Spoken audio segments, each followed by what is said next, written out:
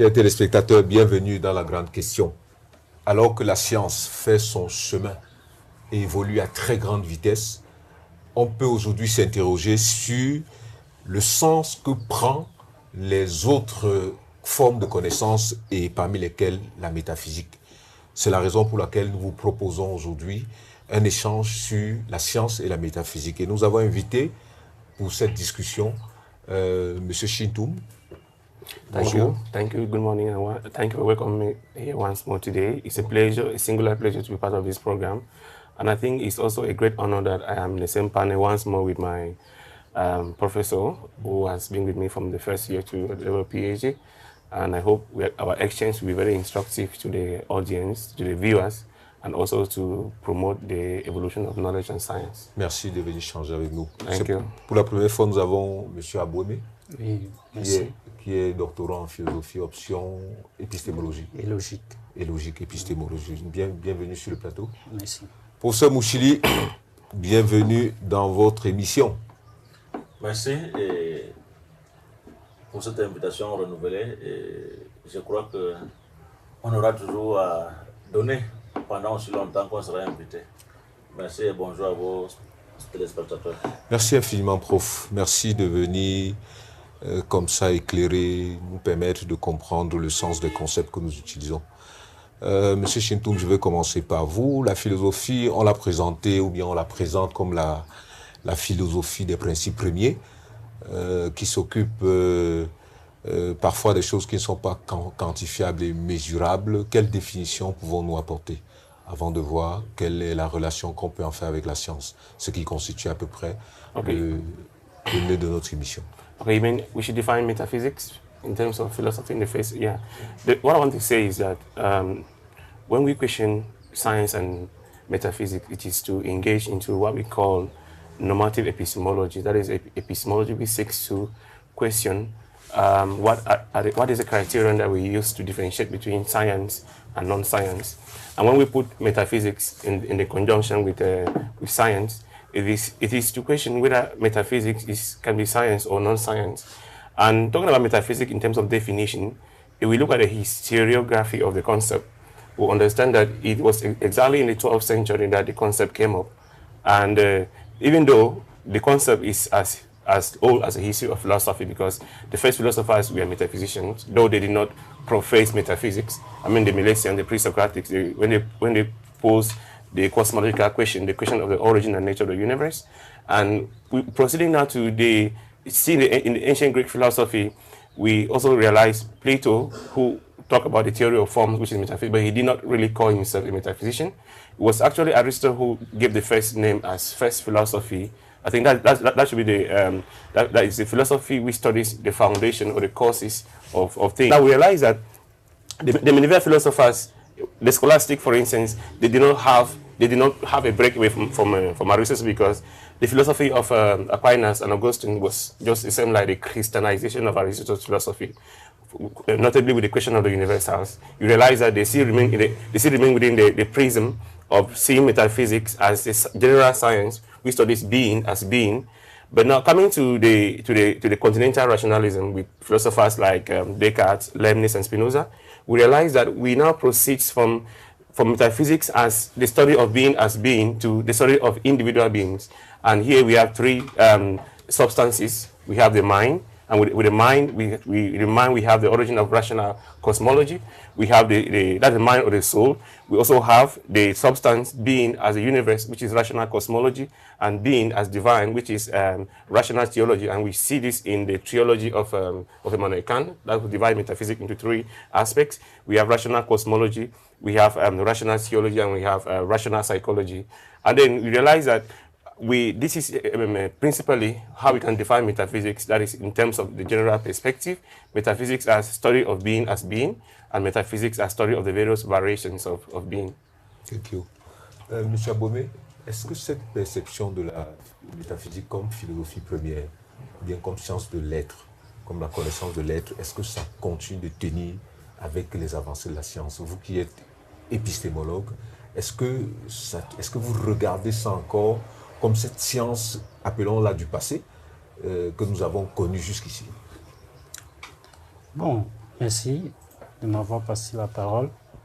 La métaphysique, telle que conçue par les classiques, telle que science de l'être en tant qu'être, est vraiment une connaissance dépassée.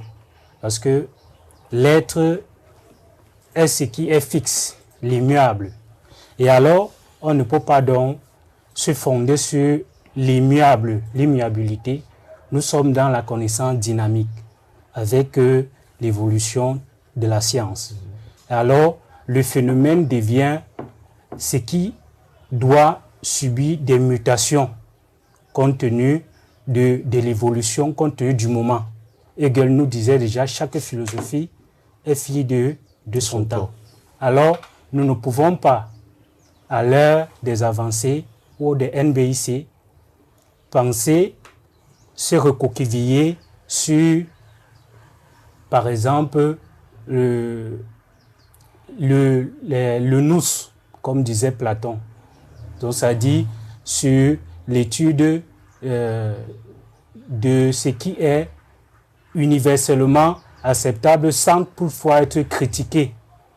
Donc, la connaissance aujourd'hui se veut une évolution, un dynamisme, une déconstruction. Parce que si je reprends les pensées de Bachelard qui dit la science a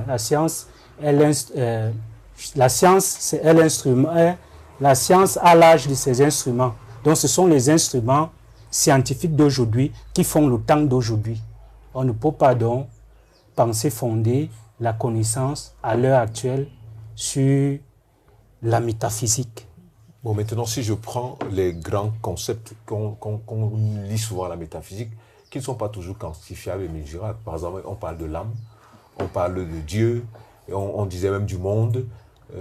La liberté. La liberté. Bon, maintenant, est-ce que la science ne vient peut-être pas décrypter et donner du contenu à des phénomènes, appelons ça comme ça, peut-être exagérément, qui seraient immuables? On peut, dans un pan, accepter que la science c'est d'abord l'activité qui explique le monde matériel. C'est une activité qui vise à connaître, à expliquer le monde matériel, c'est-à-dire le phénomène. C'est-à-dire, ce qui semble immuable aujourd'hui est déjà connu par la science. Donc, la science a pour ambition de démystifier le réel, qui semblait obscurci. Donc, la science, effectivement, vient de faire un dépassement où il y a une antinomie entre maintenant science et métaphysique.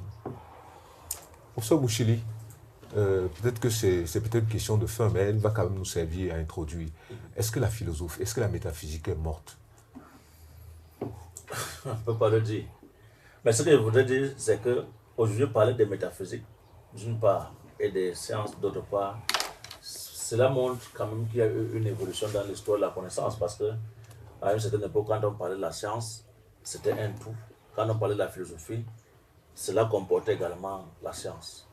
Mais à un moment donné, surtout à partir du XVIIe siècle, les sciences de la nature ont commencé à prendre leur indépendance du grand tout qu'était la philosophie.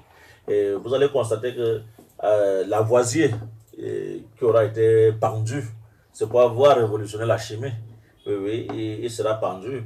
Je me rappelle, dans les textes, on dit le jour où on devait l'exécuter, quelqu'un a dit, comme vous allez tuer Lavoisier, sachez que la France fera 100 ans, on n'aura pas un savant. De la trame de Lavoisier, quelqu'un a dit dans la foule, la France n'a pas besoin de savants, que justice suive son cours. On l'a pendu.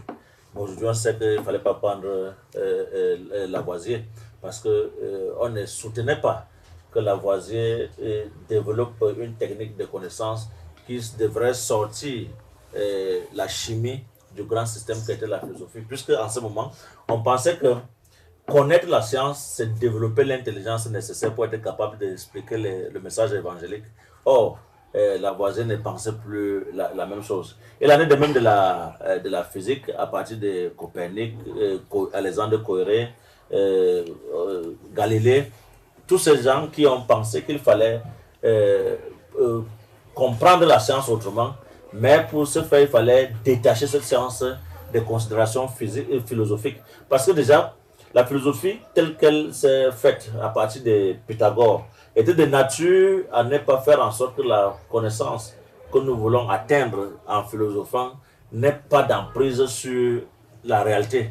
Or, pourquoi ça arrive comme ça? Ça arrive comme ça parce que lorsque Pythagore fait ses études en Égypte, il apprend la géométrie et il voit que les géomètres égyptiens avaient pensé la construction des pyramides. Ne pouvant pas faire la même chose et comprenant comment on appelait les constructeurs égyptiens des pyramides des amoureux de la sagesse, il rentre en Grèce, alors il importe cette définition, la géométrie, mais seulement lui, il ne va pas appliquer sa géométrie à la réalité, c'est-à-dire il fait de la géométrie une science, une connaissance abstraite. Oui, voilà, une science de l'abstraction. Oui. Et il dit que ça va servir, la philosophie va naître comme cette discipline qui permet à l'homme de savoir jusqu'à quel niveau il peut être ignorant. Donc, sachant jusqu'à quel niveau tu peux être ignorant, tu peux aussi penser pouvoir devenir sage, d'où amour de la sagesse. Oui, oui. C'est pour cette raison qu'il construit la philosophie comme un amour de la sagesse, mais c'est en imitant les géomètres égyptiens parce qu'il a fait des études là-bas. Et c'est pour cette raison que les gens comme les auteurs de l'histoire de la philosophie comme Platon sont des pythagoriciens parce qu'ils veulent penser l'idée la réalité en termes d'idées, les idées immuables, parce que sachant que on ne va pas fonder son savoir sur des principes de la temporalité, c'est-à-dire de la matière avec laquelle on est en contact, il faudrait donc fonder un système de connaissances basé sur les idées, avec la théorie des idées, où il va s'imposer une méthodologie qu'il appelle la théorie de la réminiscence. Bon, on va rester dans le pythagorisme mal interprété, ce qui est une façon d'interpréter pas totalement le système égyptien, parce que le système égyptien aboutissait à la construction des pyramides. Si Pythagore avait bien suivi cette science, je pense que l'Égypte aujourd'hui aurait eu ces pyramides. La Grèce aurait eu des pyramides. Oui. Mais ce que je veux dire exactement, c'est que à un moment donné, la science, quand la science connaît une expansion, on a l'impression qu'il n'y aura plus de connivence entre la science et la métaphysique. Sauf que on était dans un contexte très positiviste qui pensait que la matière était inerte et que le savoir était essentiellement positiviste parce qu'on pensait que tout ce qui est connu en science peut être posé. Or, c'est avec l'avènement de la physique quantique qu'on comprendra que toute la science n'est pas positiviste parce qu'on ne peut pas poser un électron sur une table. On ne va même jamais voir l'électron. Un peu comme en médecine, on n'a jamais vu le virus, mais on sait quand même que quand le virus est présent dans le corps, il crée. On ne va pas le voir. On ne va pas voir l'électron. Mais cette émission est possible grâce à la connaissance des électrons. Mais on ne verra jamais un électron. Mais quand on nous verra à la télévision passer en direct, on saura que les électrons existent. Ça veut dire que quand on parle de science et de métaphysique, on ne peut pas aujourd'hui croire pouvoir les séparer de façon radicale. Parce qu'aujourd'hui, l'interprétation de la réalité physique ne peut pas sortir d'elle la possibilité d'une activité métaphysique. Ceci pourquoi? Parce que en sciences physiques, par exemple, on a ce qu'on appelle le principe de complémentarité, qui est une interprétation métaphysique de la réalité physique. Ça veut dire quoi?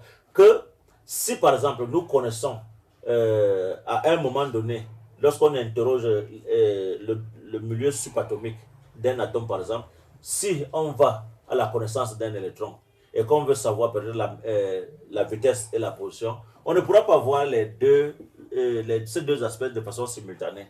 Déjà parce que lors de la première opération, on aura eu à influencer l'électron qui ne va pas se donner à nous tel qu'il existe dans son état initial. Et la deuxième expérience qui va consister peut-être à vérifier la position, si pendant la première expérience on cherchait la vitesse, ne va pas nous donner un électron tel qu'il existait avant la deuxième expérience. Donc, chaque fois, on aura modifié les aspects qu'on veut trouver dans l'électron. Au point où il faudra, connaissant un certain nombre de types d'électrons, faire des suppositions pour penser que si cet électron, à tel moment et à telle vitesse, parce qu'il ressemble à un autre type d'électron, on pourrait supposer sa position. Et là, ça c'est ce qu'on appelle le principe de complémentarité, qui est l'interprétation métaphysique de la réalité physique. Donc, aujourd'hui, on ne peut pas dire qu'il faudrait, quand on parle de la science, mettre la métaphysique de côté. Sauf que la métaphysique dont il est question aujourd'hui est une métaphysique, comme Bachelard le dit, objectivement rectifiée. Pourquoi? Parce qu'elle émerge systématiquement de la lecture des phénomènes physiques et non plus de la subjectivité de l'auteur qui pense pouvoir imposer un idéalisme fondamental qui dirigerait l'option ou bien le choix qu'on devrait avoir de la connaissance. Vous voyez, quand on parle de la métaphysique qui introduit l'ontologie, étude de l'être en tant qu'être, il faut encore qu'il soit possible pour une chose qu'elle se donne à nous telle qu'elle existe en soi. Or, il y aura toujours l'interprétation du sujet, de l'objet qui lui est donné de connaître. Je voulais poser la question à M. Chintoum. Comment dans le cadre des cadrages, quelle différence entre la métaphysique et l'ontologie? Okay, yeah. The first thing is that I will illustrate by giving two philosophers in the history of philosophy, Parmenides and Plato. When we talk of ontology, ontos simply refers to that's the essence of something. The essence of something is the ontos, the essence.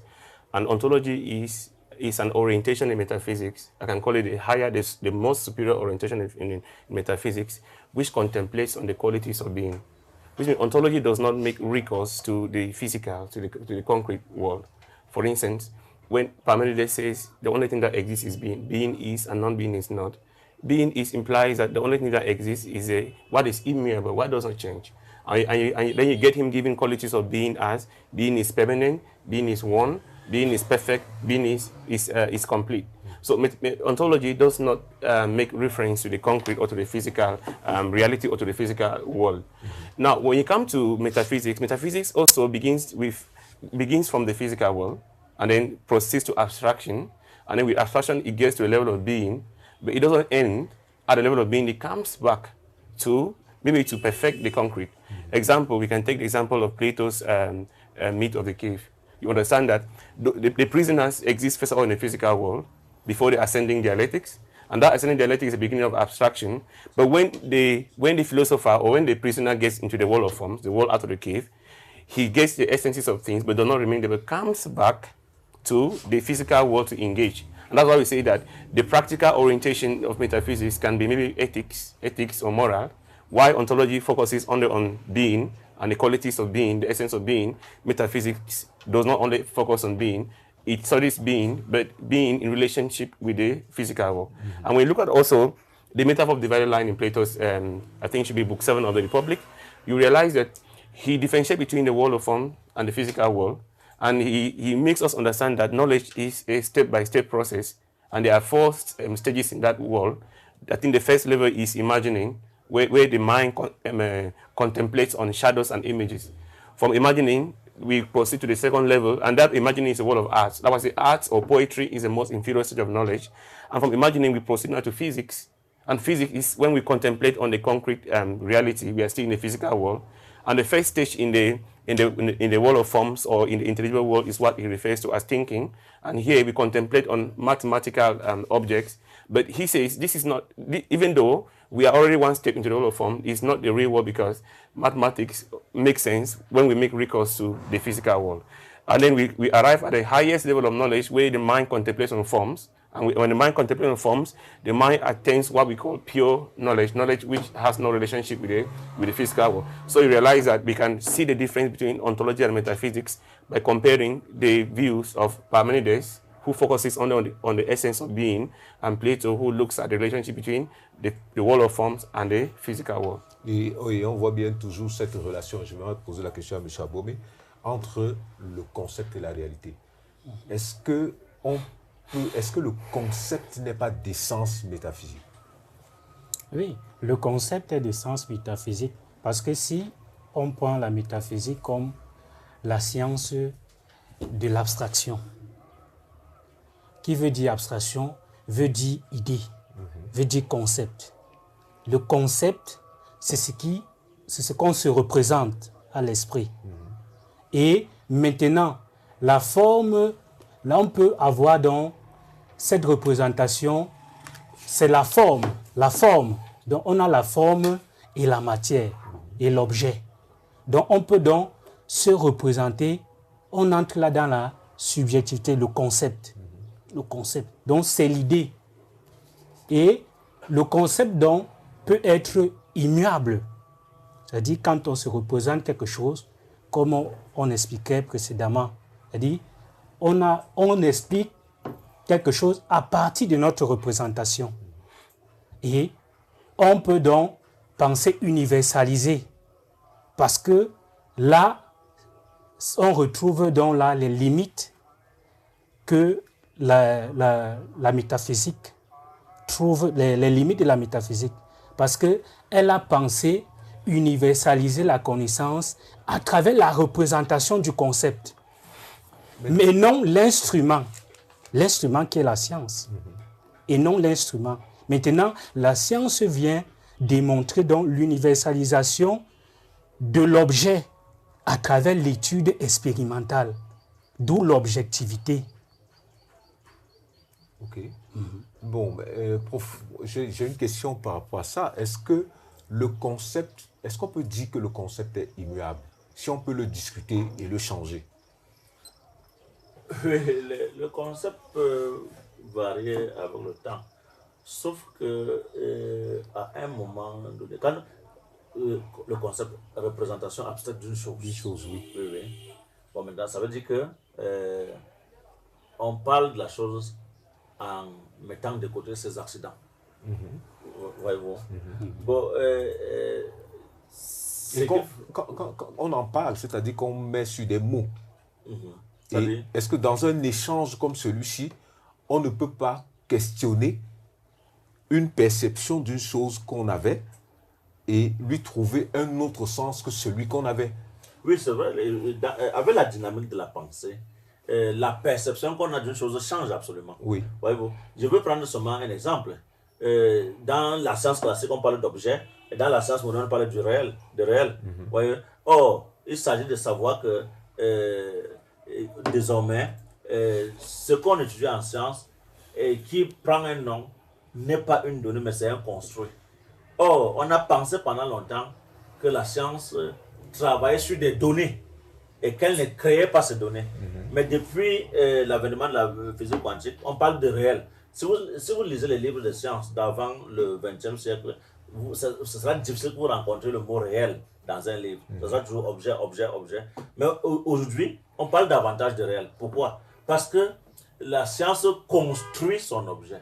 La science n'attend pas. Pourquoi on dit que la science construit son objet? Parce que la science veut comprendre l'objet à partir de ce qui fait l'essentiel de cet objet. C'est-à-dire, quand je parle par exemple d'une mangue, c'est l'élément chimique constitutif, ou bien les éléments chimiques constitutifs de la mangue qui me permettent de savoir à l'échelle universelle, ou bien d'enseigner à l'échelle universelle ce que représente la mangue. C'est pour ça que nous avons des concepts qui sont, par exemple, nous aurons des éléments avec lesquels nous sommes en contact tous les jours, n'est-ce pas? Mais qui n'auront pas le même nom scientifique. C'est-à-dire, un élément qui peut être une herbe, vous l'appelez de l'herbe. Mais quand c'est en laboratoire, cette herbe a un nom qui n'est pas le nom connu dans le jargon familier, commun. Voyez-vous? Donc ça veut dire, la science s'efforce de ne jamais considérer une chose seulement à partir de ce que les sens nous donnent comme information de cette chose. Voyez-vous? Voilà, c'est pour cette raison que la science construit. Moi, j'ai fait les sciences à un moment où je connaissais une herbe, j'ai appelé ça au quartier sur son go, mais quand je suis arrivé en science, on m'a dit Imperator cylindrica. Voyez-vous? Et lorsqu'on aura donné ce nom à un scientifique, il comprendra de quoi il s'agit.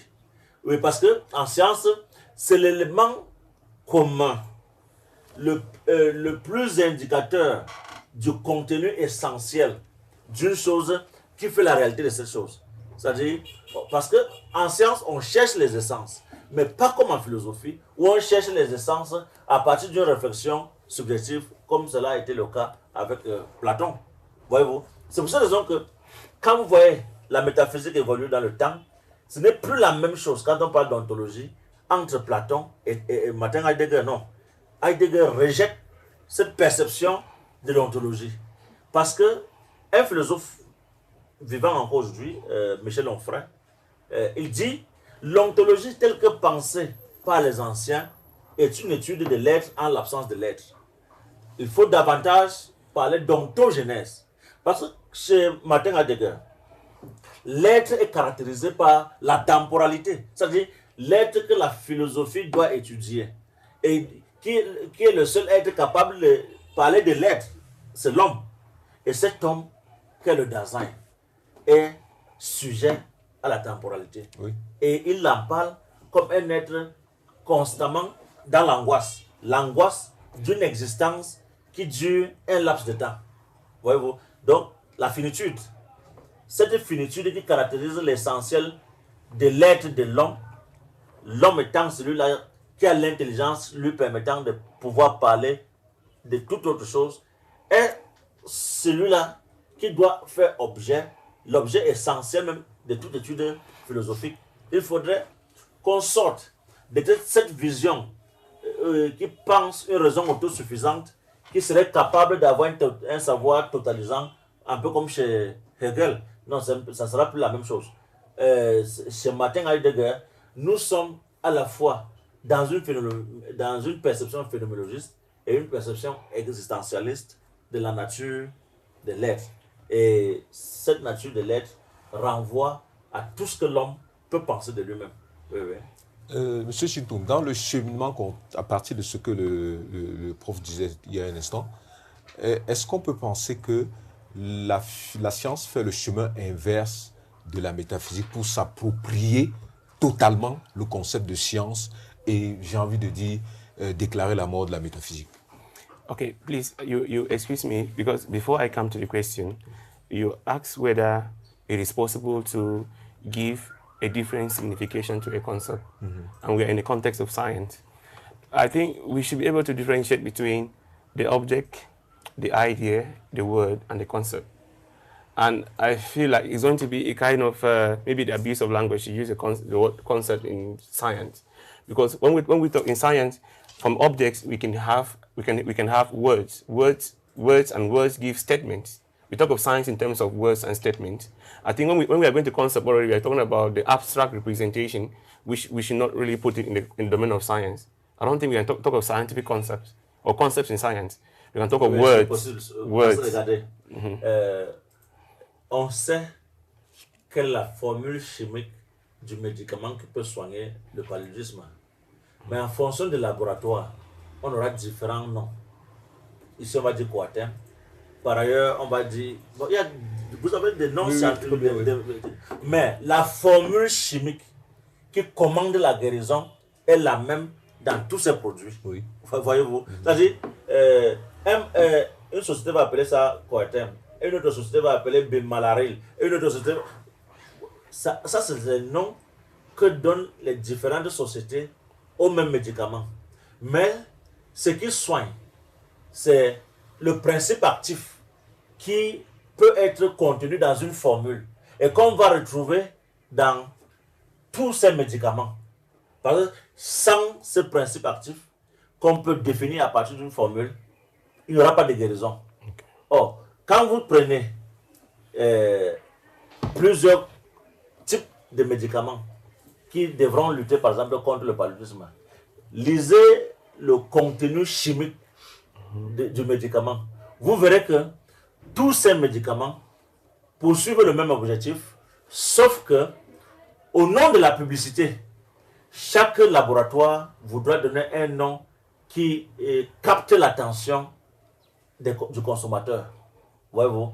Bon, maintenant, au niveau de la graduation, selon qu'on doit prendre tel nombre de comprimés ou tel autre, ou alors selon qu'on vit dans une zone tropicale ou dans une zone polaire, il peut y avoir d'autres éléments, quelques améliorations. Oui, des améliorations, parce que peut-être en zone froide, le paludisme est plus résistant, on peut doser davantage le même médicament. Sinon, ce qui fait l'objectivité du traitement, ou alors l'universalité du principe traitant, c'est la formule chimique contenue dans le médicament. Donc, et non le nom du médicament. Il faut toujours savoir cela, que plusieurs laboratoires cherchent le remède contre telle ou telle maladie, mais quand on finit par trouver le véritable médicament, les noms peuvent varier en fonction de ces sociétés pharmaceutiques, mais pas le contenu chimique du médicament. Okay, coming back to your question, you asked whether science is not having an inverse progression in comparing to metaphysics. That whether with science we cannot declare. Dans le sens inverse. That's science, we cannot declare the end of metaphysics with science. I think I'm going to begin by looking at one of my philosophers, that is Karl Popper, who says we have two contexts in the development of scientific theories. We have the context of discovery and the context of justification. In the context of discovery, it is an answer to the question, how do we come about scientific hypotheses? As it is hypothesis scientific, how do we come about those hypotheses? And what he's saying is that at the beginning, most of what became scientific theories were initially considered as metaphysical, because we cannot use logic or instrument to explain how we come about inventing, maybe justifying a scientific hypothesis. The first relationship that we have with the hypothesis is just a matter of faith. La croyance, parce qu'on croit une hypothèse, qu'on va essayer de voir comment on peut expérimenter. And therefore, in the context of discovery, most often, what was initially considered as science of metaphysical, was later tested and proven to be scientific. So at that aspect, it is difficult for us to declare the end of metaphysics. Then also, in the context of justification, as Prof. Riley put it, how do we also interpret the scientific words and scientific experiment? You understand that if we look at the history of science and philosophy, most of what we can call speculative cosmology had played a great role to influence or inspire the development of scientific theories. If we take, for instance, in the classical Greek, there was a question of the nature of the universe, and we can talk about the block view of Parmenides, who said the universe is a block, and as such, it is impossible for us to talk of motion. From Parmenides, we proceed to the atomism of Democritus, who talk of that in that universe, though it is spaceless, we have the atoms and we have the void, and atoms move in this void, and therefore we can talk of the possibility of motion. We proceed also to Aristotle, where he mentioned that matter is a position. That matter is a position matter with him, and if we evolve again to the modern times, we transit now from atomism to what we may call dynamism. That's the beginning of the invention of forces, that motion in the universe is due to forces, and then we can continue and so on and so forth. These speculative cosmologies play a great role in influencing the development or the conception of scientific theory.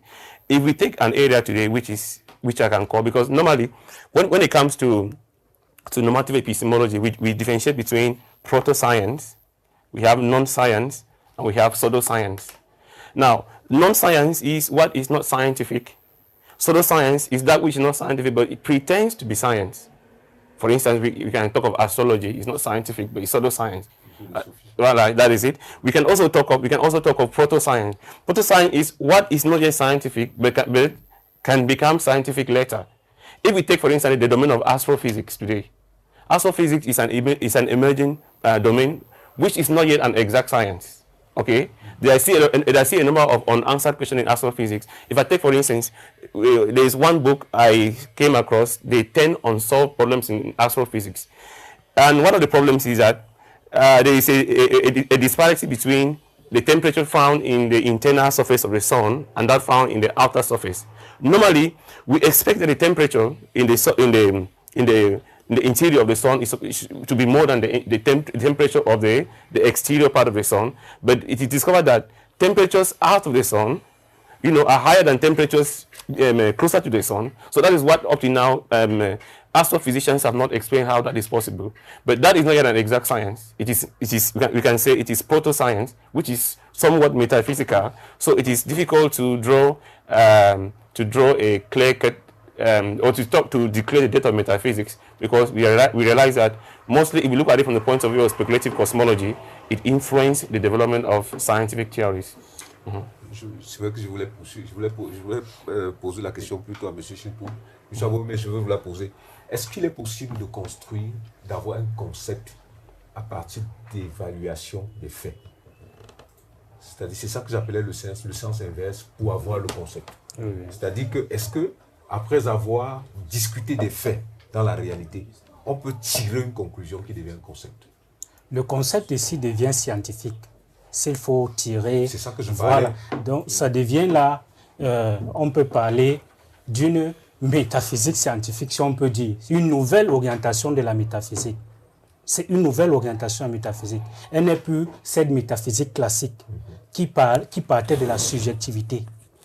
Maintenant, on part donc là, à partir de l'étude du réel, hein, et à partir de l'instrument.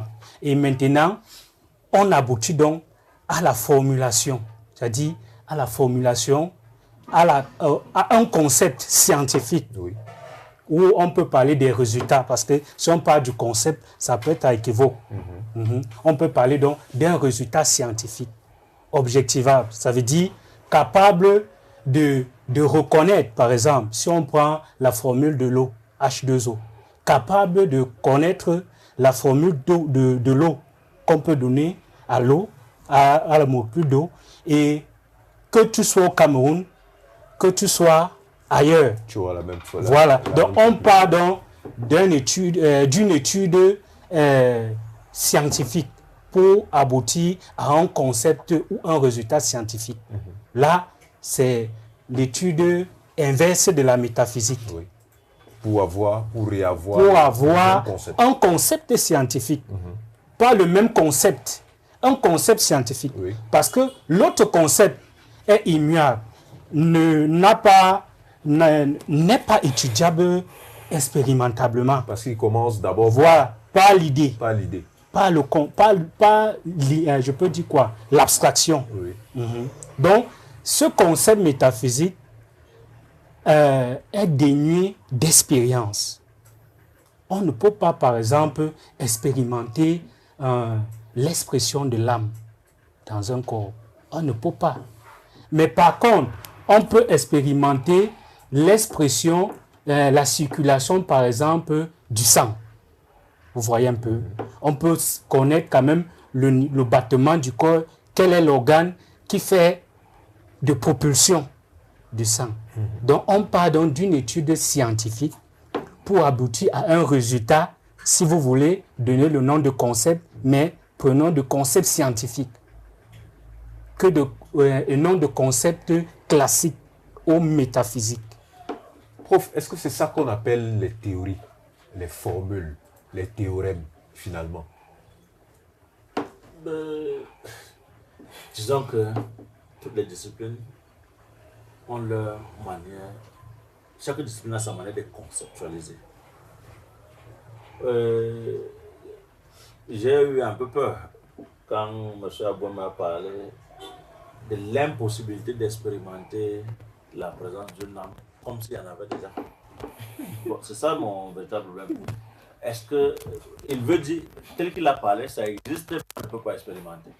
Bon, peut-être à la fin de l'émission, en off, il pourra me dire comment je veux faire pour m'approprier la présence de mon âme, parce que jusqu'ici, je n'arrive pas encore à le faire. Oui, je cherche où je pourrais trouver cet âme. Bon, peut-être que sa forte conviction chrétienne ou abrahamique arrive à corrompre sa perception scientifique de la nature humaine. Mais là n'est pas peut-être notre sujet. Et ce que je dois dire... Peut-être que je reprécise ma question. Oui, vous avez dit, est-ce qu'il existe des concepts scientifiques? Non, je veux dire que je pars du raisonnement que M. Abomey a formulé tout à l'heure, la réponse qu'il a donnée. Je dis, est-ce que finalement, le thème de concept tel qu'on le percevait en philosophie Est-ce que c'est ça qui, en mathématiques ou en sciences, appelons ça, on dit les sciences dures, même si on ne sait pas exactement ce à quoi ça renvoie.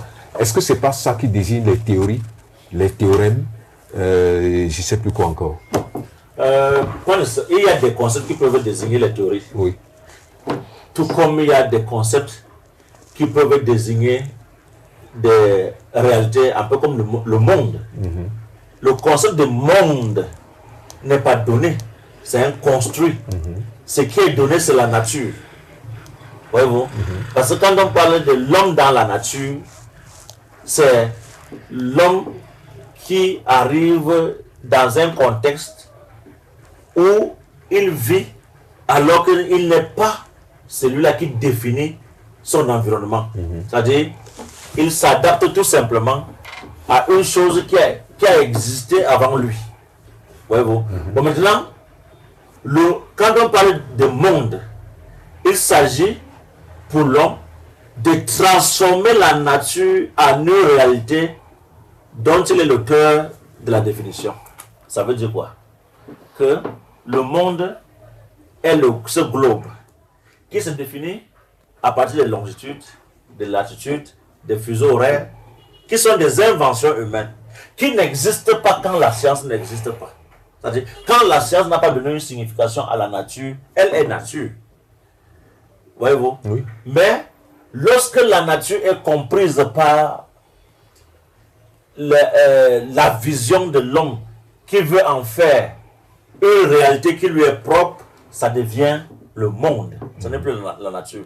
Parce que le monde, on va vous parler de monde en termes de forme, on va vous parler de monde en termes de fuseaux horaires, des points cardinaux, des pôles, voyez-vous, d'un équateur qui sépare ce monde en deux hémisphères. Pourtant, on ne va jamais rencontrer l'équateur. C'est ça qui va faire le monde. Voilà ce construit qui devient un concept. Donc, quand on parle de concept monde, pour définir ce concept, il faut se référer aux sciences physiques. C'est-à-dire, à partir d'un axe des abscisses et d'un axe désordonné, on a fait de la réalité, on a fait de la nature une réalité spatio-temporelle qu'est le monde.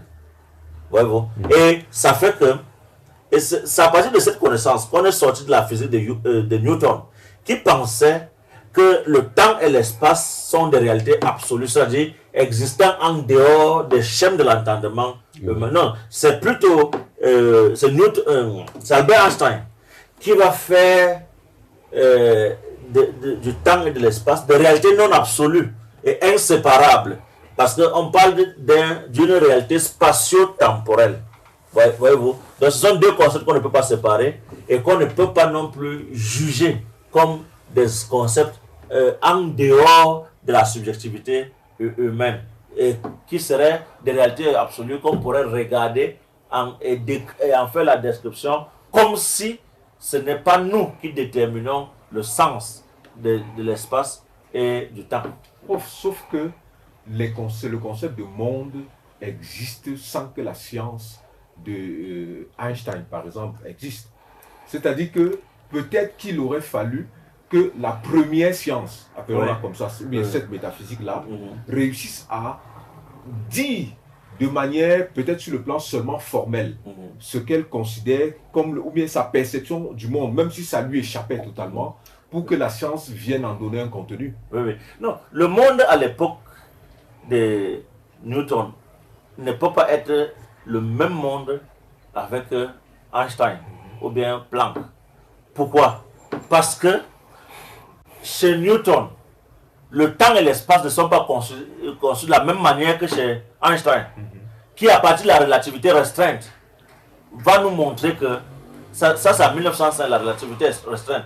Et même, on ne peut pas avoir les mêmes conceptions, parce qu'il faut attendre 1929 avec les travaux de Hubble pour savoir que le monde est même en expansion. On ne savait pas que le monde était en expansion. Il faut attendre les travaux de Hubble. Donc on dit monde chaque fois, mais le contenu ou bien la signification du concept varie selon que la science, en avançant, découvre de nouvelles données qui vont changer davantage le concept monde, non? Oui. C'est pour dire qu'un concept peut traverser le temps, mais ne pas avoir exactement le même contenu et la même signification. Oui. Monsieur Chintoum, si on revient sur cette notion par exemple de l'âme, de Dieu, de la liberté, est-ce qu'on ne peut pas penser que, c'est vrai que le prof a bien dit tout à l'heure qu'il ne souscrivait pas à ce concept d'âme-là, mais si prenons pour ceux qui croient, parlons quand même pour... si on prenait ces concepts-là, est-ce qu'on ne pourrait pas penser qu'il y a quand même quelque chose d'immuable qui continue de nous... qui aurait toujours de l'impensé? When you say whether we can know it, I will ask knowing using what?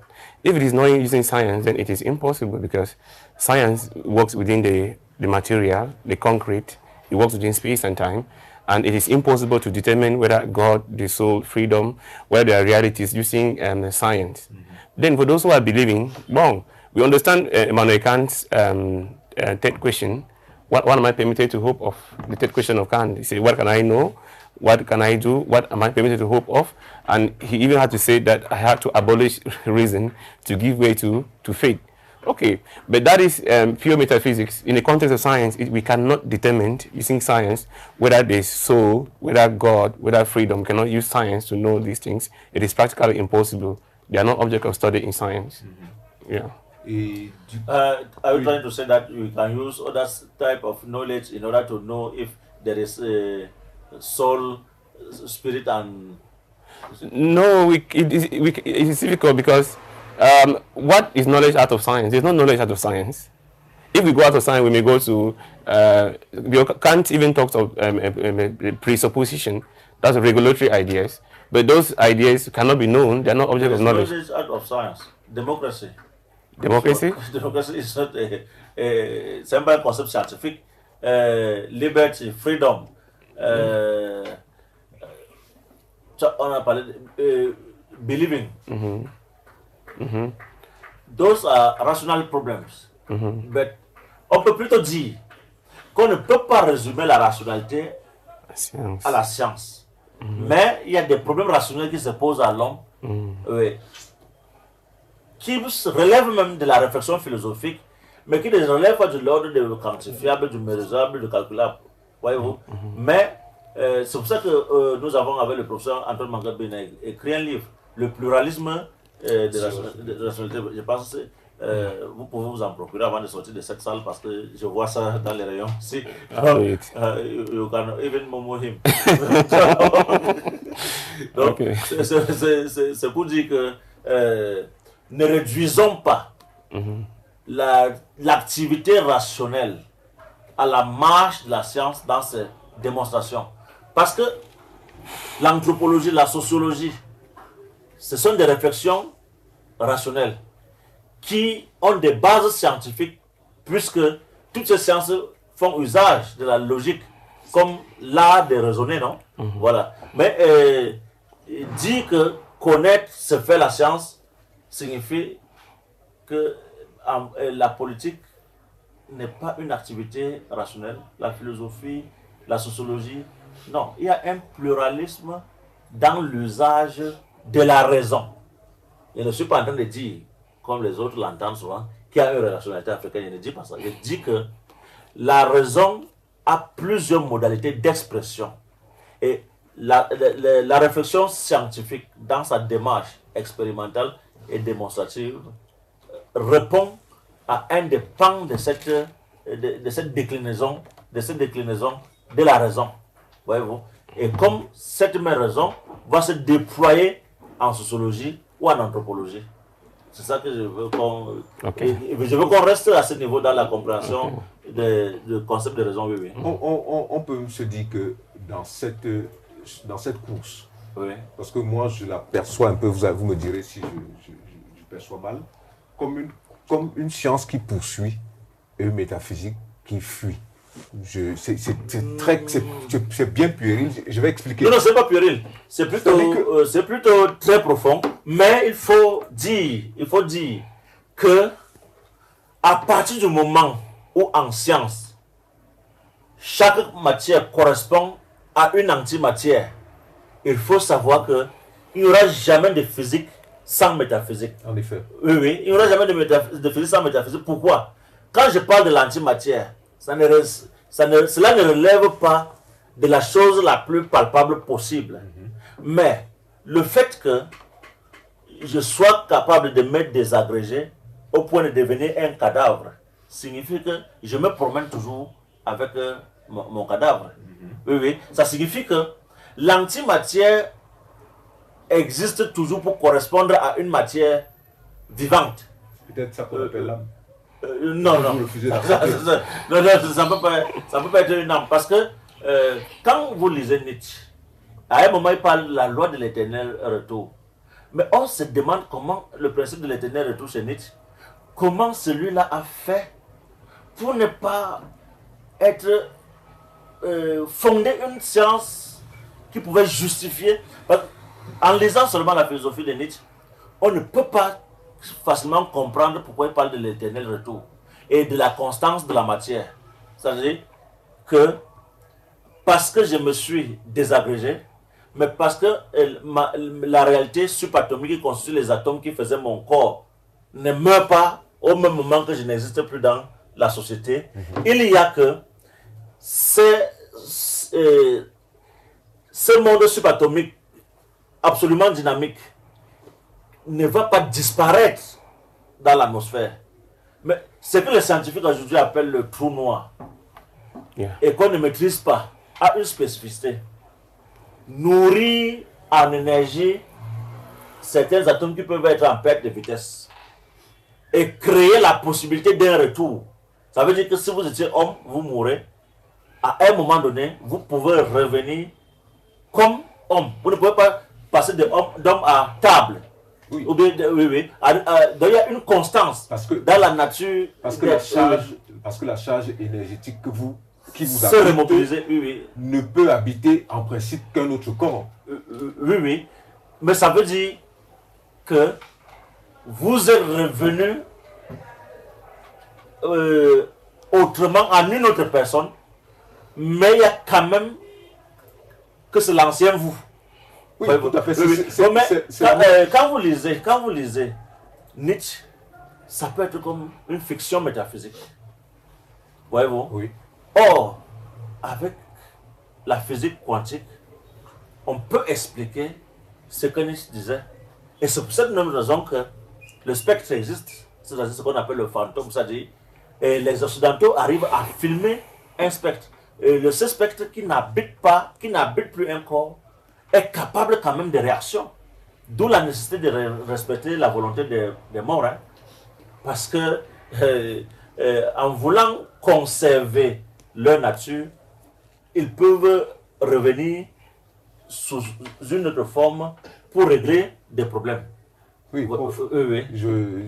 Si on était un débat sur l'âme, je vous aurais attaqué là-dessus. C'est-à-dire que finalement, ce permanent, quand j'ai suivi votre démonstration de tout à l'heure sur le principe actif du médicament, je vois qu'on est pratiquement dans la même logique, c'est-à-dire ce principe actif qui est l'énergie, qui est l'essence même de ce médicament-là, c'est à peu près ce que vous décrivez dans le passage d'un corps désagrégé vers un autre corps. Oui, sauf que dans le principe actif, on peut abandonner la plante première de laquelle est issu le principe actif parce que on peut synthétiser le médicament en laboratoire. C'est-à-dire, on peut faire un peu comme au lieu d'attendre un donneur, on peut faire un organe de synthèse. Cette fois-là, c'est pour cette raison que vous allez voir les biotechnologies qui ne sont pas encore des sciences en vogue dans nos pays pauvres, mais qui sont l'avenir. L'avenir. Parce que la médecine du futur trouvera sa grande matière première à partir des activités biotechnologiques. Voyez-vous? Bon. On va pouvoir faire des organes de synthèse qui pourraient remplacer des organes biologiques naturels. Et l'homme pourra continuer à vivre avec. Et on pourra aussi peut-être pouvoir retarder le vieillissement des cellules. Et peut-être à 100 ans, vous serez capable de réaliser une performance de l'âge de 20 ans. Tout ça là est possible. Sauf que il faudrait dégager la compréhension de cette entreprise de tout processus voulant fonder la nature de l'être sur de l'immatérialité. Vous voyez, il n'y a pas d'immatérialité. Il y a plutôt présentation sous forme, sous diverses formes de la même matière qui, à l'échelle de l'infiniment petit, est à la fois onde et particule. L'onde est la capacité énergétique du corps, que j'appelle à ce niveau particule. Voyez-vous?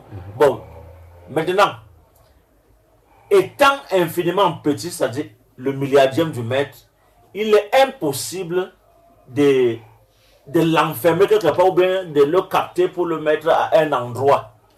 C'est pour cette raison que dit que la science contemporaine défie le simple positivisme primaire qui consiste à penser que la matière est fixe, un peu comme ce Auguste Comte. Ce Auguste Comte, on sait que la matière est cette donnée physique que l'on perçoit à partir même des sens. Or, la même matière peut ne pas être perceptible à partir des sens. Voyez-vous? Pourquoi? Mais les instruments mieux affinés peuvent nous rendre compte de la présence dans l'univers des matières tellement petites qu'on ne pourrait les percevoir à l'échelle macroscopique. Et c'est ce travail dans le monde subatomique qui a donné lieu à la naissance de la radio en 1921 et de la télévision en 1925. Oui, oui. Bon, c'est pour dire que c'est dans la volonté, c'est une sorte de précipitation qui nous amène à conclure à l'existence d'une âme quand la science n'a pas encore dit son dernier mot dans un domaine. Ça veut dire que la science nous invite à une métaphysique totalement réformée. Il n'y aura pas d'explication scientifique aujourd'hui sans que des suppositions métaphysiques émergent dans ces explications.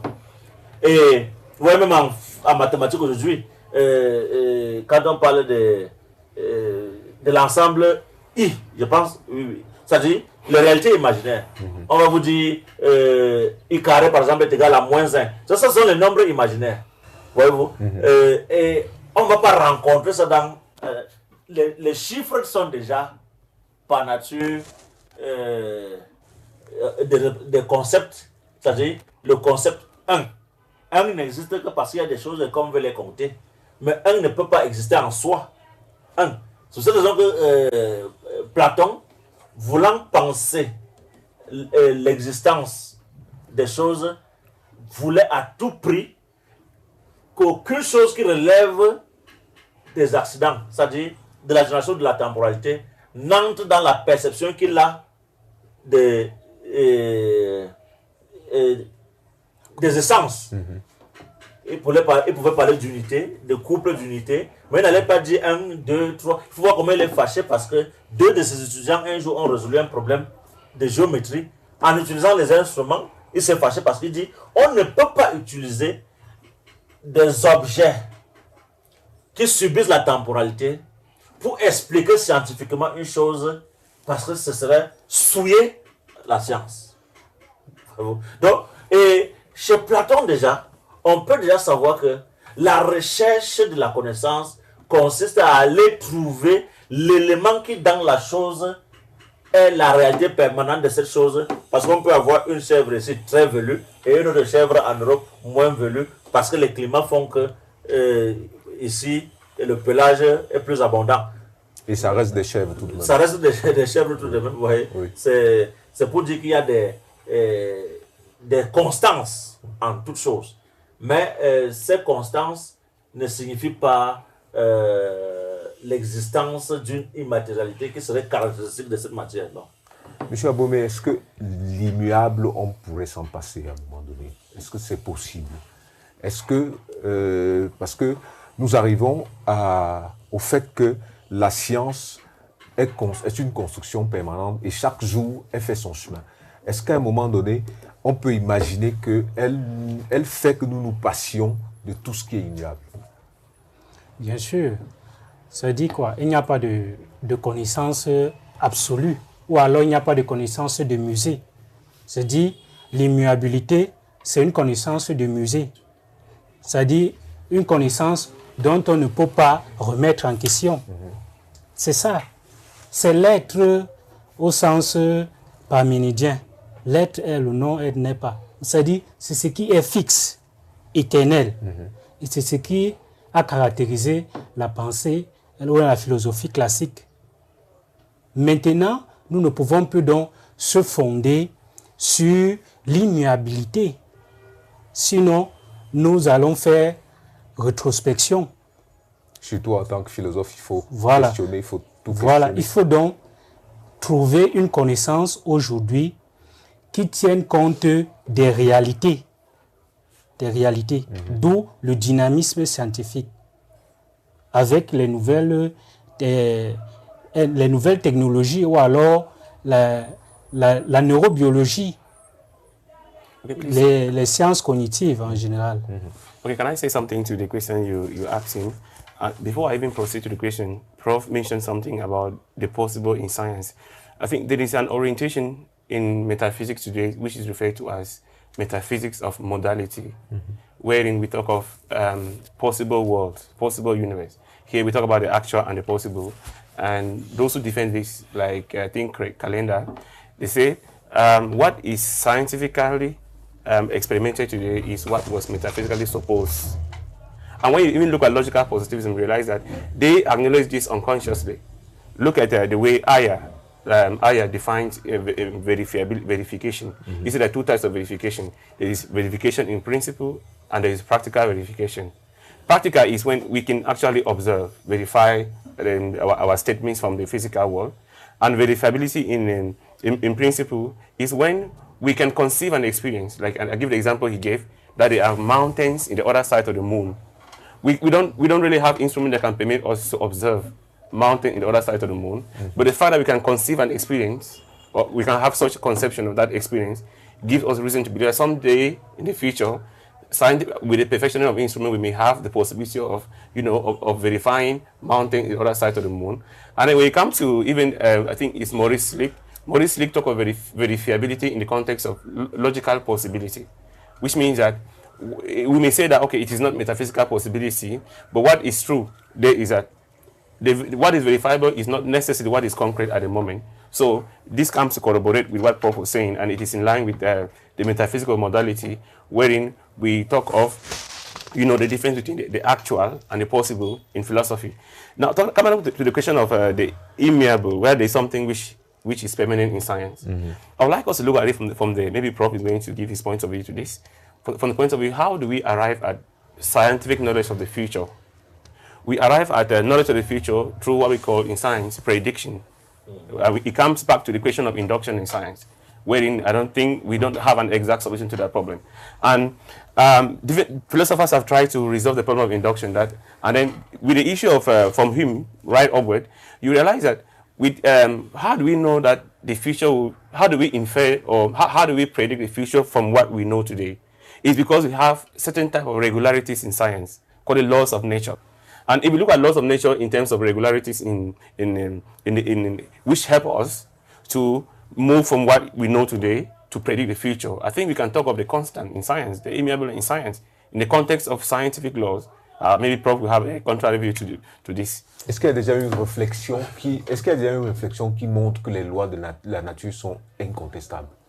Est-ce que quelqu'un a travaillé dessus? Yeah, of course. Écoutez, il y a des choses qu'il faut savoir. Aucune prédiction scientifique n'est absolument exacte.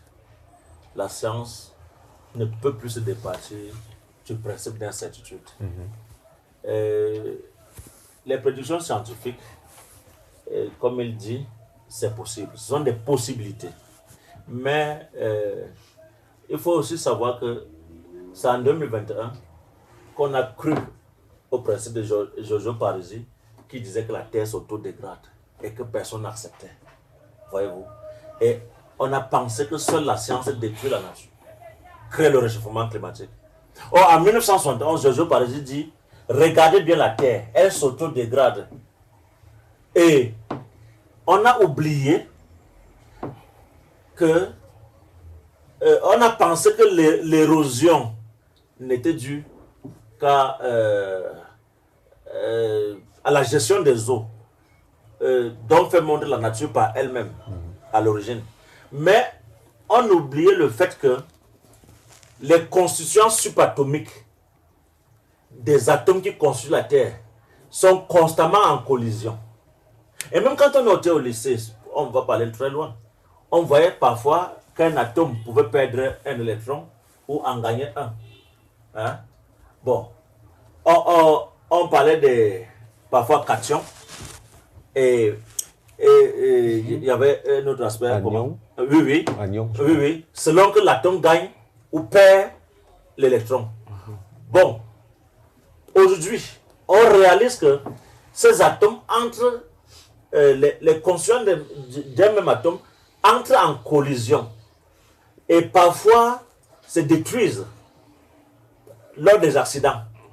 Et quand on étend cette réflexion à l'échelle planétaire, on voit que la planète se désagrège et s'autodétruit. Voyez-vous? Ça veut dire que même sans la science, la Terre s'autodétruit, même sans la science. Ça, c'est une chose. Bon, maintenant, on ne peut pas parler d'immuable en science. On va parler des constances qu'on peut calculer. Mais les calculs scientifiques se donnent en valeur relative, jamais en valeur absolue. Et la prédictibilité est due au fait que l'aspect que nous connaissons de la matière, qui n'est même pas la réalité de la matière, parce que la matière ne se donne à nous que selon qu'elle n'est pas. Ce que nous connaissons de la matière est ce que la matière n'est pas. Parce que la matière existe dans son principe réaliste. Mais le contact avec la matière pour comprendre ce qu'est la matière change la matière parce que les éléments constitutifs de la matière sont sensibles au contact des instruments. Et c'est le versant modifié de cette matière que nous connaîtrons comme matière. D'où nous ne connaissons la matière qu'un aspect de ce qu'elle n'est pas. Si vous lisez Claude Allègre dans Dieu face à la science, il revient à cette conception qu'on doit avoir de la matière. Et autre chose, c'est que il y a des séismes qui sont consubstantiels à l'existence de la matière. Le séisme d'Haïti en 2011, qui a réduit même le diamètre de l'écorce terrestre, n'est pas provoqué par l'homme. Donc, c'est pour dire que quand on est matière, il y a dynamique et pas fixisme. Et par conséquent, la prédictibilité est donnée en valeur relative et non en valeur absolue. Si il y avait exactitude en science, on donnerait cette prédictibilité en valeur absolue. Je voudrais aussi vous dire que quand nous prenons un médicament contre le même paludisme, et qui est le médicament le plus efficace contre le paludisme, on peut même plutôt développer un paludisme inguérissable. Parce que le médicament utilisé est mis sur le marché sur la base des statistiques les plus favorables. C'est-à-dire, dans combien de cas il est possible, sur une population d'1 milliard, de guérir des paludismes si on utilise tel médicament. Bon, maintenant, s'il y a un nombre de cas où il y a une possibilité de guérison, ça veut dire qu'il y a aussi possibilité de développement d'un paludisme davantage tragique. Voyez-vous? Donc la prédictibilité scientifique n'est pas une réalité absolue. Ça se déploie en termes de statistiques. Vous n'avez qu'à voir avec le coronavirus, où on disait tel médicament soit à 65%, mais au bout de 3 mois, ça n'est plus à 65%, ça rétrograde à 30%. Et en Israël, chaque fois on vous disait, bon, comme vous avez déjà fait 6 mois après avoir été vacciné et que la capacité de résistance a diminué, vous pouvez encore prendre une deuxième dose jusqu'à ce que certains arrivent à la 5e dose, selon que le temps passait. Voyez-vous, ça c'est la prédictibilité scientifique qui fait la crédibilité de la méthode scientifique, donc l'objectivité dont on a parlé tout à l'heure. Mais il faut savoir que cette crédibilité n'est pas donnée en termes de valeur absolue. Ok. Monsieur Abomey, que dire de la position de la métaphysique aujourd'hui? Terminons par là. Dans le concept, dans un champ scientifique aussi fort. Bon, le concept de métaphysique ne peut plus garder sa place première, sauf si nous la définissons sur le plan scientifique. Ça dit que nous devons concevoir la métaphysique aujourd'hui comme ce sans quoi ne pourrait se déployer la science. C'est-à-dire, la métaphysique devrait donc se trouver, je peux dire, se nourrir de la science pour évoluer. La métaphysique ne devrait plus se détacher de la science pour avoir des résultats probants. C'est-à-dire emprunter sa méthode. Voilà. Donc, la métaphysique, la nouvelle orientation métaphysique devrait tenir compte des avancées scientifiques pour qu'elle soit crédible. Prof, yeah, please, I would like to say that when we say metaphysics today should get informed of science, it's like saying that we want metaphysics to be scientific. And I think this is a position in philosophy which is extreme because it is what we refer to as naturalist scientism. And it begins right with Immanuel Kant. Because look, Kant does not ask which metaphysic is useful in science. He knows fully well that metaphysics is not science, but he asks the question, can metaphysics become scientific? Metaphysics can never be scientific. But as we have argued here today, but it is possible for metaphysics to influence the development of science. I think we should not say metaphysics must, make recourse to the latest developments in science in order to nourish itself. It is an autonomous discipline in itself with its proper orientations. And the question we should ask is that which metaphysics is useful in science today? Yes. I think that's the central question. Not is metaphysics scientific? When we ask is metaphysics scientific, we are going to pure naturalist scientism, which is extreme. That's what I wanted to say for my observation to that question. Prof, on a quand même des apories en sciences. Dans quel ordre est-ce qu'on les classe? C'est comme en mathématiques. Quand vous parlez d'apories, c'est comme lorsqu'on est parti d'une réflexion a priori, pas a priori au premier sens du terme, les difficultés théoriques qu'on rencontre en science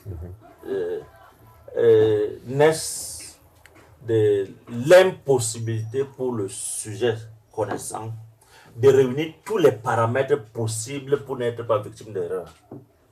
À partir du moment où il y a possibilité d'erreur, alors il faudrait toujours savoir que la science ne se donnerait jamais en termes de valeur absolue. Bon, le très futur docteur Basilis nous dit extreme. You are the one who used the word must. He used the word should. This is conditional, even in English. Voyez-vous? Bon, c'est lui qui a utilisé. Il a parlé du radicalisme en utilisant un mot que lui-même a trouvé dans sa tête et non dans la tête de celui qui a parlé avant lui. Ouais, bon. C'est vrai qu'on risque de tomber dans une sorte de scientisme si on réduit la valeur de toute chose à ce que la science a déjà dit. Mais il faut savoir que même la métaphysique procède scientifiquement pour se fonder et que elle existe davantage comme, non pas comme cette science première, mais comme cette science qui dérive seulement si on considère Popper comme qui est votre maître à penser. Karl Popper pense que il n'y a pas qu'une seule source de connaissances. L'expression des besoins de la société peut permettre aux scientifiques de penser peut-être à apprivoiser l'oxygène comme ce qui devrait aider un malade dans un état critique. C'est vrai. Ça, on part d'une imagination qui est absolument métaphysique. C'est vrai. Mais ne dites pas aussi que tout devrait partir de la métaphysique parce que vous aimez la métaphysique. Mais ce qu'on sait, c'est que c'est davantage à la lumière des sciences microscopiques qu'on comprend et résout les problèmes que posait la métaphysique autrefois, parce qu'elle était essentiellement subjective. Et pour terminer avec Emmanuel Kant, Kant dit de faire en sorte que la métaphysique ne soit plus une simple ratiocination à partir des jugements analytiques a priori, parce que la décomposition d'un mot en des constituants qu'on y trouve déjà, évidemment, ne fait pas avancer dans la connaissance. Mais si on utilise les jugements synthétiques a priori, on saura qu'un concept existe parce qu'on peut trouver son correspondant. On peut trouver le correspondant d'un concept dans la nature. Là, le concept sera la production d'un... ce n'est pas seulement des idées qui sortent du système dans lequel nous vivons, mais qui construisent en tenant compte de la réalité factuelle des concepts qui pourraient représenter constamment les choses qui existent. Parce que quand tu prends l'exemple de 1 n'est pas une réalité totalement abstraite. Mais 1 existe parce qu'il y a des choses et on peut les compter. Donc, s'il n'y avait rien, s'il n'y avait que le néant, les chiffres n'existeraient pas. Les chiffres existeraient pour compter quoi? C'est parce que les choses existent que les chiffres existent. Voyez-vous? Donc voilà la métaphysique vers laquelle va Kant. Et non, il n'est pas là pour dissoudre la métaphysique. Donc, du coup, et je pose la question à monsieur Abomey, on peut estimer que dans votre développement tout à l'heure, que la métaphysique devrait emprunter les instruments. Bon, maintenant, même s'il y a... Est-ce que la sensibilité, je pose la question à nous tous, est-ce que la sensibilité peut être considérée comme un outil provisoire pour percevoir la métaphysique, si tant est que beaucoup du métaphysique se trouve dans le cadre de la sensibilité? Oui, mais quand on est sensible à une chose, on commence à chercher à savoir de façon...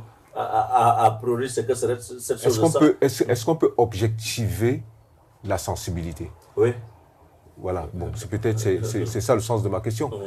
Parce que quand on lit, par exemple, méditation métaphysique de Descartes, on voit bien comment est-ce qu'il exclut les sciences progressivement. C'est-à-dire que nous tous, en lisant le livre, on peut se rendre compte que chacun de nous serait passé par cette expérience-là. Et c'est la sensibilité qui agit à ce moment-là. Mais maintenant, là, et c'est ça ma question, est-ce qu'on peut objectiver la sensibilité? Et si on peut objectiver la sensibilité, ça signifie certainement que la métaphysique pourrait, ce que nous reprochons aux autres, il faudrait peut-être attendre à voir leur sensibilité pour savoir si nous avons raison de le leur reprocher ou pas. Non. Il y a quand même une façon scientifique de penser la réalité, qui commence d'abord à interroger ce qui est déjà. Oui. On interroge toujours, on ne fait pas fi de la métaphysique quand on veut penser scientifiquement. On voit dans quelle mesure c'est que telle ou telle discipline a affirmé à tel ou tel moment et jusqu'où ça peut être vrai. Et on constate que c'est une réalité qui ne tient pas au fur et à mesure qu'on expérimente. Bon, et quand ça ne tient pas, on met ça de côté, d'où la rupture épistémologique. S'il y a des ruptures épistémologiques, ça veut dire que certaines conceptions à des moments précis ne marche pas. Oui. Et ça devient une nécessité méthodologique en science. Il faudrait savoir que la science n'est pas un savoir à côté des autres, au point où je dirais, moi j'ai une conception philosophique de l'homme et je ne participe pas de la conception scientifique de l'homme. Non, quand la science dit comment est l'organisme humain, c'est en expérimentant, c'est en démontrant. Oui, et ce qui fait qu'il y a une volonté de hiérarchisation des savoirs, au point où on voit la science trôner au sommet de toutes les formes de savoir, parce que la science ne dit rien sans expliquer, sans démontrer, sans expérimenter.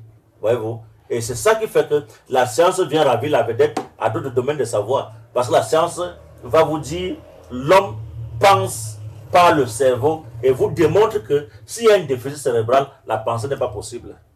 Prof, dans ce discours entre la métaphysique, entre la science et la métaphysique, quelle place pour l'intuition?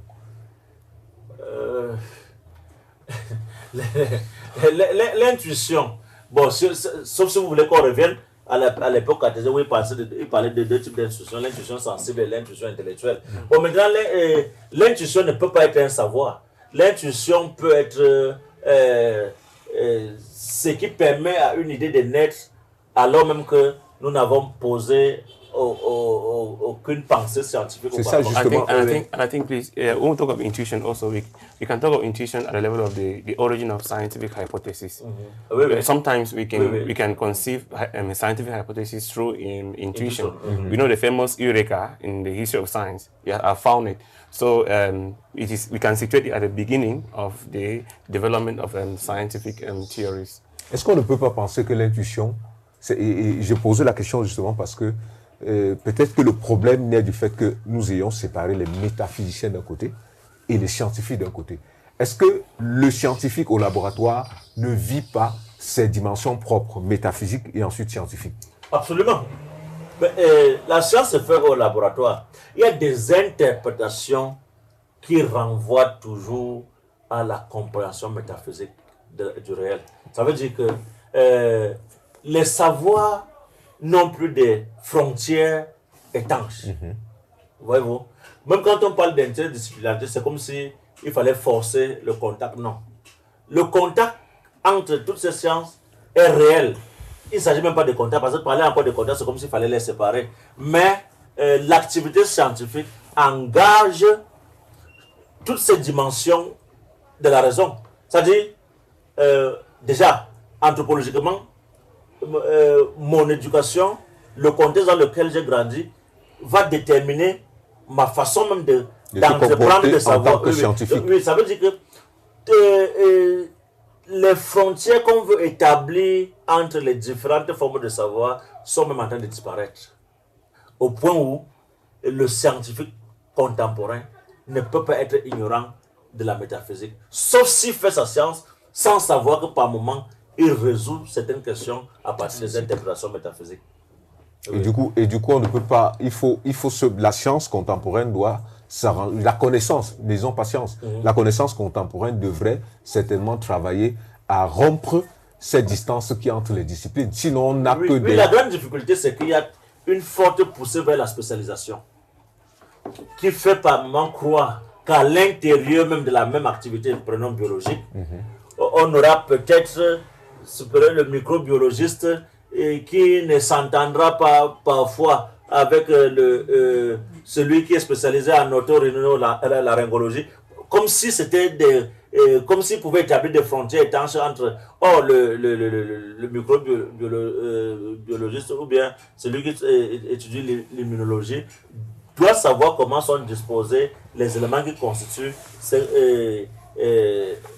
les aspects qui seront soignés à partir des ORL, voyez-vous. Mais ça, les frontières ne sont plus totalement étanches. Non, c'est plus possible. Monsieur Abomey, on dit parfois que l'homme est religieux par essence. Est-ce que dans tout ce discours-là, ça a du sens encore? Bon, la religiosité, là, ça renvoie un peu à la croyance. Et dans la croyance, on ne parle plus de science. La science, sauf si on parle de croyance scientifique dans le sens que quand nous sommes animés d'un objectif à atteindre, là ça devient, on sait, nous sommes convaincus à atteindre cet objectif. Là on peut parler de notre propre conviction et de cette croyance. Bon, la croyance en l'existence d'un être surnaturel n'est plus en collaboration avec la démarche scientifique.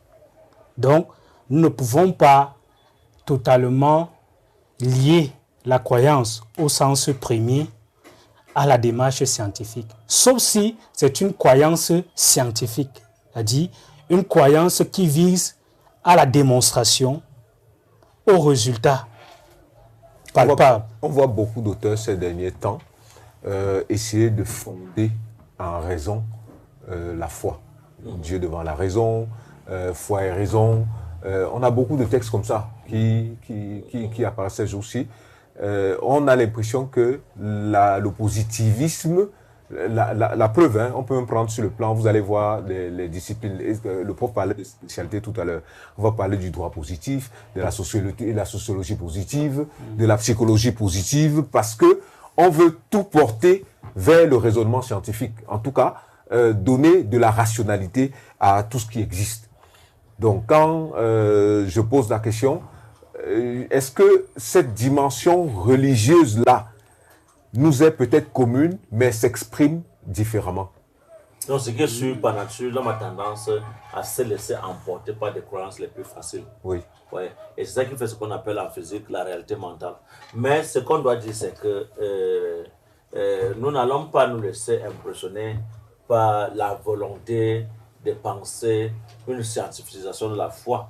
Parce que quand on a parlé de croyances, ça veut dire qu'on se penche de façon subjective dans la pensée selon laquelle une chose serait celle vers laquelle il faut courir absolument, alors que ça ne convainc pas tout le monde. Donc c'est un problème de conviction personnelle qu'on ne peut mettre comme barème permettant de rendre compte de la scientificité. Non, non. Prof, sauf que beaucoup de disciplines se battent aussi pour aller vers la science. C'est-à-dire autant... De toutes les façons, toutes les disciplines cognitives procèdent de la logique. Et ça veut dire, par nature, c'est la logique qui est au fondement de la méthode, de toutes les méthodes de réflexion rationnelle.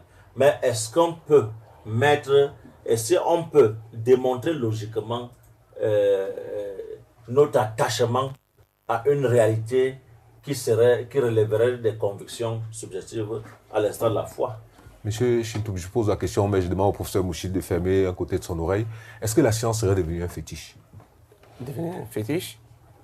Fétiche, ce vers quoi tout le monde veut absolument, parfois même maladroitement, y aller. When we use fetish for me is, maybe you want to say kind of scientism that we were talking a while ago, that can science be that which everybody moves towards. I feel like it is true that only there are so many forms of knowledge, as Prof. Bradley puts it, and science is just one of the many forms of knowledge we have, and it has its place because it is knowledge that is not accepted dogmatically. We observe, we experiment, and we demonstrate. And if we say, okay, science is that which everybody moves towards, it is just because it is knowledge that it is the most assuring form of knowledge. And man wants to be assured. You cannot be moving towards something which is not assuring to you. But that does not mean that the only inclination that man has is scientific inclination.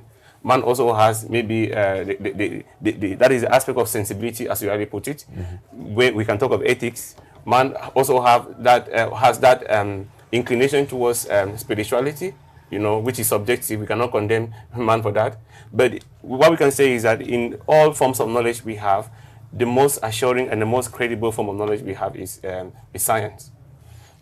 Prof, est-ce que l'humanité n'a pas besoin d'un permanent? On a beaucoup parlé du permanent pendant l'émission. Est-ce que l'humanité n'a pas besoin d'un permanent qui ne soit pas, je le dis encore, je le dis même naïvement, questionnable absolument, pour que l'être humain reste un humain?